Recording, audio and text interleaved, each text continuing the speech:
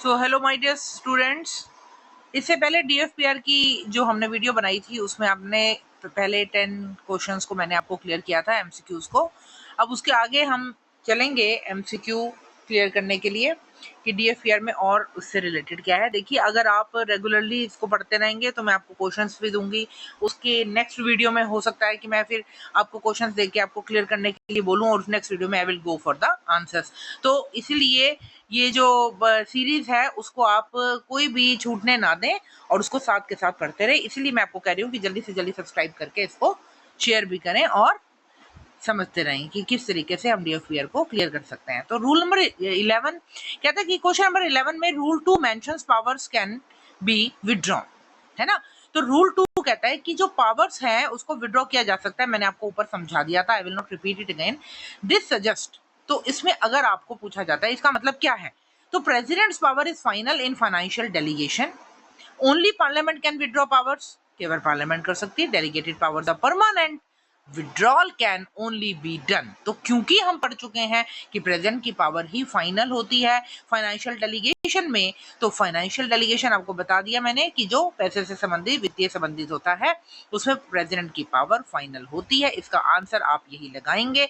Explanation में आपको फिर भी एग्जाम्पल के साथ दे देती हूँ कि डीएफपीआर के अनुसार प्रेसिडेंट फाइनेंशियल पावर ऑफिसर्स को देता है। ये कहता है कि president can take back, withdraw भी कर सकता है और दे भी सकता है और चेंज भी कर सकता है उन पावर्स को जो भी दी हैं जब भी, whenever it is needed.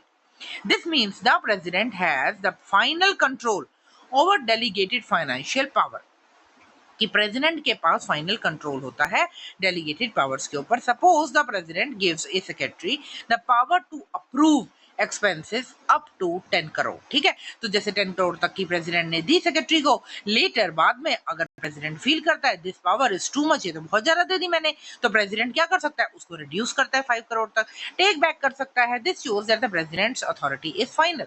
तो अब हम बात करते हैं कि हमने यहाँ पे क्लियर कर लिया कि प्रेसिडेंट की अथॉरिटी जो फाइनल डेलीगेशन में है, कि वो जो फाइनल डेलीगेशन मीन्स जो आपने जो उनको वित्तीय संबंधी अधिकार दिए एक प्रकार से डेलीगेट किए, उनको सबसे ज्यादा जो किया जाता है वो केवल और केवल फाइनल अथॉरिटी कौन है, प्रेसिडेंट। हम ये कह रहे हैं कि बाकी क्यों गलत है, क्योंकि पार्लियामेंट देखो विड्रॉ कैन विड्रॉ पावर्स, ये रॉन्ग क्यों है, द प्रेसिडेंट कैन विड्रॉ, क्योंकि प्रेसिडेंट विड्रॉ करता है तो पार्लियामेंट कैसे करेगा। डेलीगेटेड पावर परमानेंट होती है, एक बार दे दी तो चेंज ही नहीं हो सकती, भैया ये तो गलत हो गया। फिर withdrawal can only be done annually, वो एनुअली होता है, ऐसा तो हमने नहीं किया। डू नॉट से it happens annually, it can be done whenever it is required, क्योंकि इंपॉर्टेंस आप अगर पिछली वीडियो में देखेंगे तो मैंने आपको क्या समझाया था, इंपॉर्टेंट चीज क्या है कि whenever required it completely depends on the situation, कि सिचुएशन क्या है, सिचुएशन के अकॉर्डिंगली प्रेसिडेंट कभी भी ये सब कर सकता है। तो द कंसेप्ट ऑफ नेसेसिटी और एक्सपीडियंस, ठीक है, ये भी हम ऊपर पढ़ चुके हैं। तो कहते हैं क्या इंडिकेट करता है इस कंसेप्ट में, आप कहेंगे क्या, flexibility for emergency situation, focus on budget constraints, priority for infrastructure project, standardize financial approach. अगर आप पीछे जाएंगे तो मैंने इससे रिलेटेड क्वेश्चन डाला हुआ है, तो उसमें आप देख सकते हैं। तो हमने यहाँ पे बात की कि फ्लेक्सिबिलिटी फॉर इमरजेंसी सिचुएशन, हम बार बार क्या बात कर रहे हैं, आपको मैं बार बार क्या समझा रही हूँ कि नेसेसिटी और एक्सपीडियंस, इसके कंसेप्ट की बात हो रही है कि हम फ्लेक्सिबल हैं फॉर इमरजेंसी सिचुएशन, की जिस प्रकार इमरजेंसी सिचुएशन होती है उसके हिसाब से फ्लेक्सिबिलिटी हो जाती है, तो उसको हम बोलेंगे नेसेसिटी और एक्सपीडियंस, इससे कनेक्टेड है। द वर्ड नेसेसिटी और expedience means when something is necessary और प्रैक्टिकल टू डू, जैसे these words show that the president can delegate, change, withdraw. आपने बार बार क्या याद करना है, DCW, president can delegate, change, withdraw financial powers, है ना, whenever it is needed, क्योंकि जरूरत के अनुसार फ्लेक्सिबल है। Consider appropriate, this gives flexibility to deal with different situations including urgent और इमरजेंसी सिचुएशंस, ठीक है। अब एग्जांपल करते हैं, जैसे कि फ्लड आता है, गवर्नमेंट को पैसे चाहिए, क्विकली चाहिए, प्रेसिडेंट गिव दे सकता है एक्स्ट्रा फाइनेंशियल पावर एक ऑफिसर को कि फंड को अप्रूव कर ले जल्दी से जल्दी without any further delay.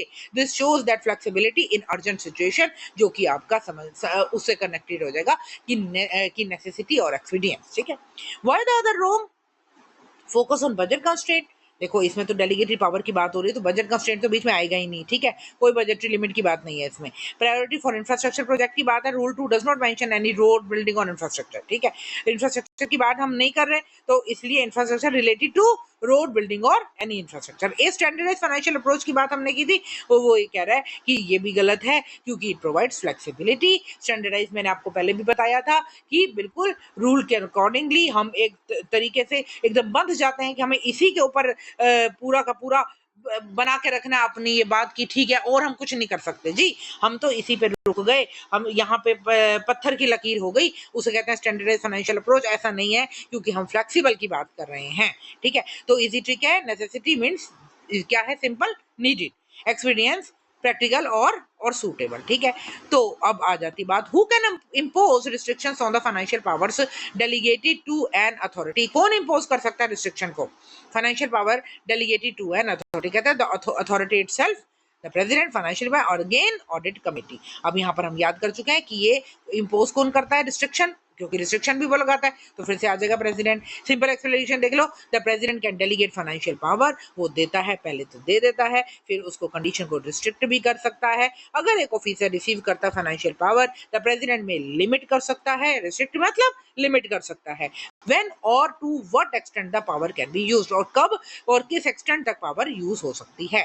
The president gives the department head the power to approve purchases up to 10 lakh. Order may also say that this power can be used only for office equipment and not for the construction work, but this restriction is imposed by the president. तो 10 लाख की जो power दी गई purchase करने की एक department को president के द्वारा, ऑर्डर ये कहता है कि ये पावर जो है ऑफिस इक्विपमेंट के लिए ही यूज की जा सकती है, ना कि कंस्ट्रक्शन। तो ये ऑर्डर की रिस्ट्रिक्शन किसने इम्पोज की, वो रिस्ट्रिक्शन प्रेसिडेंट ने इम्पोज की, ठीक है। अदर क्यों गलत है, क्या अथॉरिटी इटसेल्फ, भैया अथॉरिटी के पास ऐसी कोई भारी पावर नहीं होती। प्रेसिडेंट करेक्ट है आपका, फाइनेंस डिपार्टमेंट वो president, rule 2 gives the power only to the president not the finance department. Audit committee again आ गया, उसके ऊपर भी ऐसा कुछ नहीं है, because it is connected to the audits. Financial transaction does not impose any restriction और डेलीगेट पावर, ना दे सकता है, ना ले सकता है, ना छीन सकता है, ना विड्रॉ कर सकता है, और ना ही रोक लगा सकता है। तो रोक लगाना, पहले देना, याद कर लो, पहले देना फिर उसके ऊपर रोक लगाना, या उसको छीन लेना, या उसको चेंज करना, ये सारी पावर्स किससे कनेक्टेड है, प्रेसिडेंट से। तो again delegate, restrict, withdraw, all are related to D or W. This is related to president, hence answer is president. Which scenario might lead the president to impose additional condition on an authority? कहते हैं कि कौन सा scenario ऐसा है जो president को to impose, वो इम्पोज करता है एडिशनल कंडीशन में, ठीक है, अथॉरिटी को। कैसे, नंबर 1, हाई रिस्क प्रोजेक्ट अगर कोई आ जाता है तब, रूटीन एक्सपेंडिचर आ जाता है तब, माइनर बजट एडजस्टमेंट हो जाती है, या इंटरनल डिपार्टमेंटल रिव्यू। तो कहता है हाई रिस्क प्रोजेक्ट की बात होती है, रिक्वायरिंग केयरफुल ओवरसाइट। तो कहता है प्रेसिडेंट हाई रिस्क की बात कैसे कर रहा है, कहता है इट में इम्पोज एडिशनल कंडीशन दे सकता है when a financial decision involve high risk, a large amount of money और नीड्स एक्स्ट्रा मॉनिटरिंग, ठीक है, एक्स्ट्रा मॉनिटरिंग की बात है। This ensures that public money is spent carefully and responsibly, ठीक है। Suppose the department is given 500 crore for a major infrastructure project, ठीक है, 500 करोड़ का उसने दिया, प्रेसिडेंट क्या कर सकता है, ऐड कर सकता है condition such as approval from higher authority before spending, यानी कि स्पेंड करने से पहले हायर अथॉरिटी को अप्रूवल मिलना, ठीक है, regular progress report, strict financial monetary.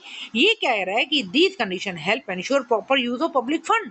ये सब क्यों किया जाता है, ये एडिशनल उसने कंडीशन, ये कंडीशन क्यों लगाई कि भैया रेगुलर प्रोग्रेस होनी चाहिए और स्पेंड करने से हमें पहले हमें बताओ कि पैसा कहाँ खर्च हो रहा है, और मॉनिटरिंग स्ट्रिक्ट होनी चाहिए। तो ये सब कंडीशन जो हैं ये इंश्योर करते हैं कि कोई भी जो पैसा पब्लिक फंड में यूज हो रहा है उसका प्रॉपर यूज हो रहा है या नहीं।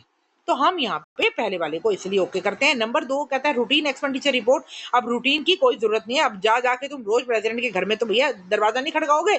माइनर बजट एडजस्टमेंट वो भी छोटे लेवल पे तो छोटे राजा भी कर लेते हैं। और इंटरनल डिपार्टमेंट रिव्यू, ये क्यों गलत है, क्योंकि नॉर्मल एडमिनिस्ट्रेटिव एक्टिविटीज जो होती है वो do not usually require special condition from the president. Internal department हो रहा है, हमारे डिपार्टमेंट के अंदर जो प्रक्रिया चल रही है उसको प्रेसिडेंट के पास जाके हम रोज नहीं बोलेंगे कि सर ये देखना हमारे डिपार्टमेंट में ऐसा हो रहा है, ऐसे ही, क्योंकि वो भी इतने वेले नहीं बैठे ना हमारे प्रेसिडेंट।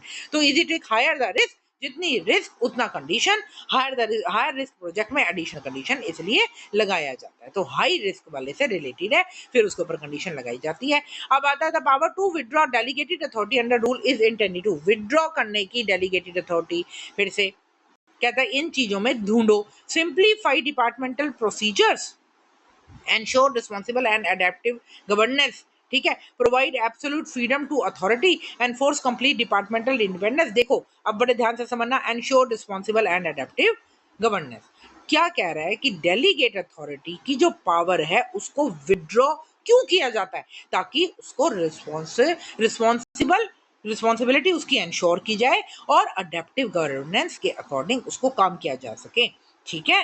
अब वो ये कह रहा है this ensures financial powers are used responsibly and can be changed according to the adaptive, है ना। अडेप्टिव क्या होता है, किसी भी आपके क्षेत्र को, किसी भी सिचुएशन को आप अडेप्ट करते हैं, है ना, तो उसके अकॉर्डिंग फ्लेक्सिबल हो, तो चेंज करना सिचुएशन के अनुसार, ये वो कह रहा है, इसको आप ओके ठीका लगाएंगे। तो it helps the government maintain proper control over public money, ठीक है, क्योंकि आप रिस्पॉन्सिबल भी हो गए और आपने सिचुएशन के अनुसार उसको चेंज भी किया।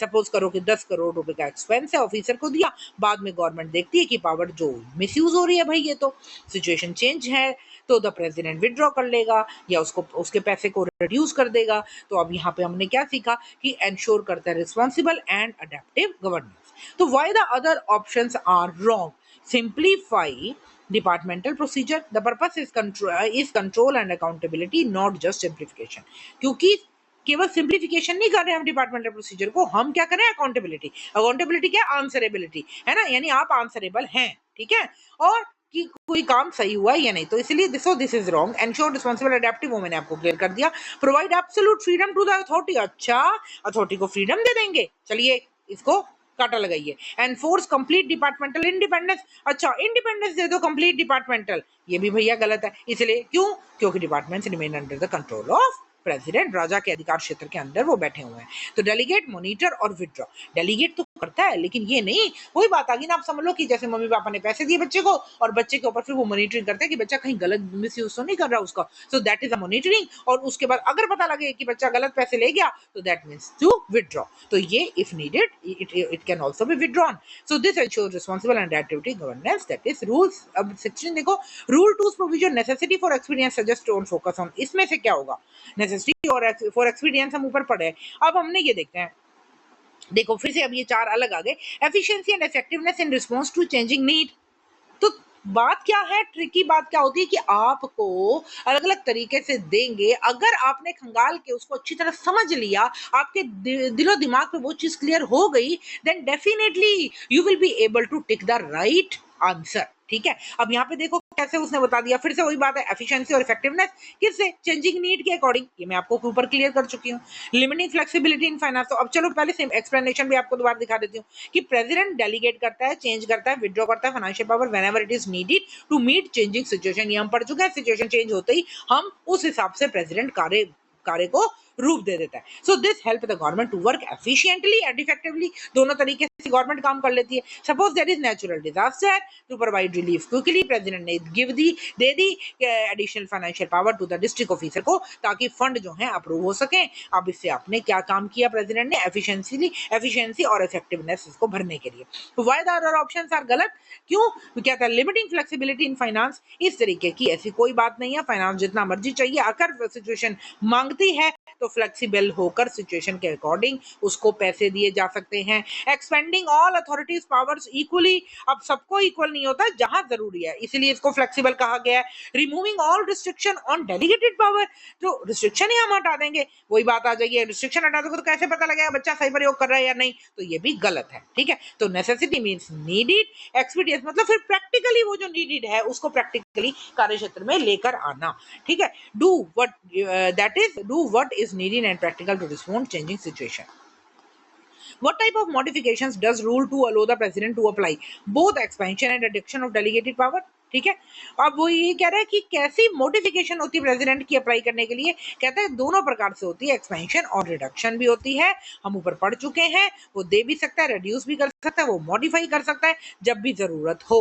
ठीक है, जल्दी जल्दी क्वेश्चंस को समझिए। क्वेश्चन जो है ये तो आग का दरिया और डूब के जाना है, इतने सारे क्वेश्चन हमारे पास हैं, उसको क्लियर करना, उसको समझना और फिर उसके अकॉर्डिंगली उसको आंसर में हमें डालना। तो मैं जो आपके लिए इसलिए ये चाहती हूँ कि आपको सब क्वेश्चंस मैं क्लियर करके समझाऊं ताकि उन तक पहुंच जाए जो कि मेरे क्लास के अंदर नहीं आते। ठीक है, तो इसलिए आप इसको क्लियर करके समझिए ताकि हम ज्यादा से ज्यादा क्वेश्चंस को रोज कर सकें। इसलिए इंक्रीज एक्सपेंड द, ये इंक्रीज हो गया आपका रिलेटेड टू एक्सपेंड और डिक्रीज हो गया रिड्यूस। ठीक है, तो गवर्नमेंट को चेंज कर, suppose a director has the power to approve 5 crore, if the workload increase तो प्रेसिडेंट इंक्रीज कर सकता है, अगर बेटर कंट्रोल है तो प्रेसिडेंट रिड्यूस कर सकता है। तो ये होगी मॉडिफिकेशन।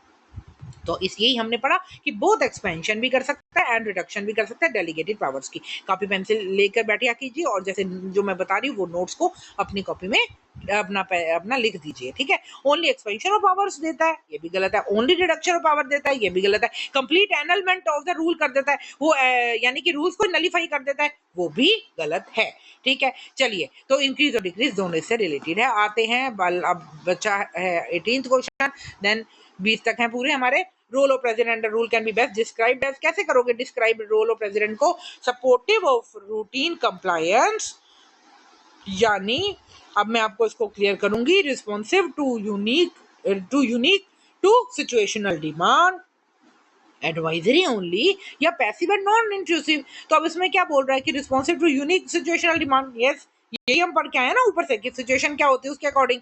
तो ये क्या है, प्रेसिडेंट कैन डेलीगेट कर सकता है, इंपोज कर सकता है, मॉडिफाई कर सकता है, विदड्रॉ कर सकता है। बार बार इससे आपको सारा क्लियर हो जाएगा कि प्रेसिडेंट क्या कर सकता है ना।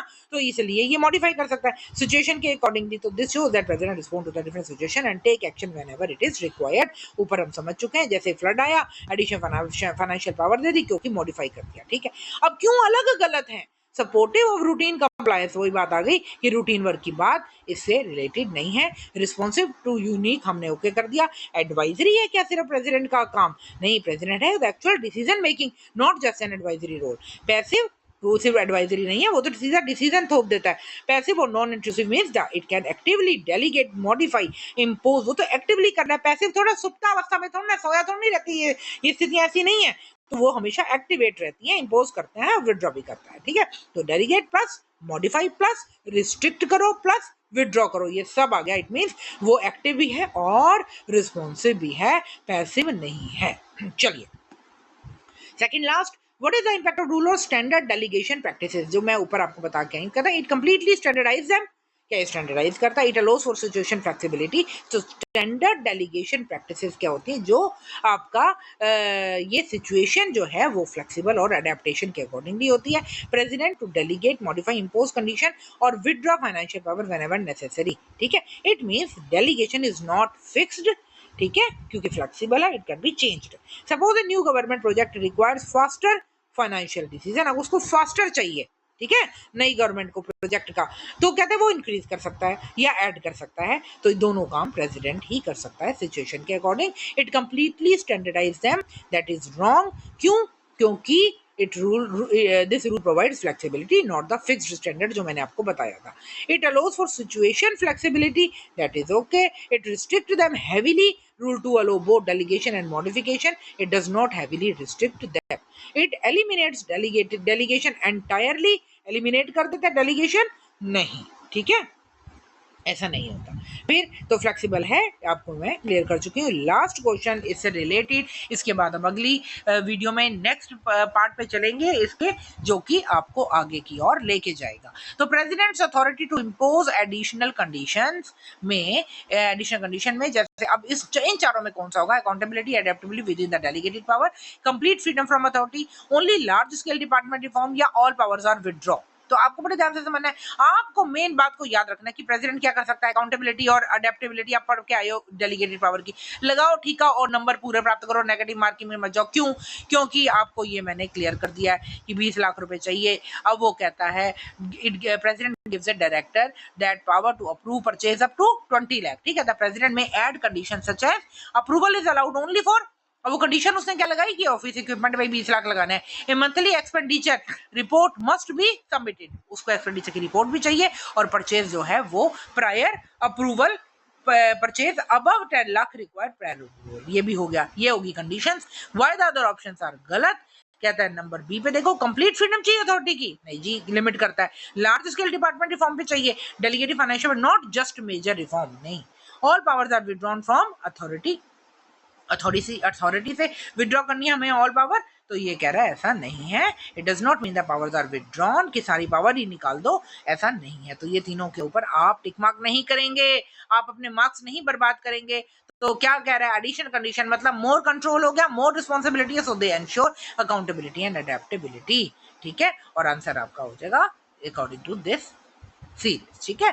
तो यहाँ तक आप इसको क्लियर करिए और इसको जल्दी से पढ़ लीजिए ताकि हम आगे करें। फिर मैं आपको क्वेश्चन दूंगी, तो क्वेश्चन के साथ आपको आंसर हो सकता है मैं उसकी नेक्स्ट वीडियो में आपको क्लियर करूं। तो ऐसे भी हमारे पास स्लाइड्स आएंगी, इसलिए मैं आपको कह रही हूँ जल्दी से जल्दी इसको पढ़ के क्लियर कीजिए और सब्सक्राइब करके। और अगर आपको समझ आ रहा है तो definitely you should also like it please, ठीक है, because I am also doing hard work for you, ठीक है।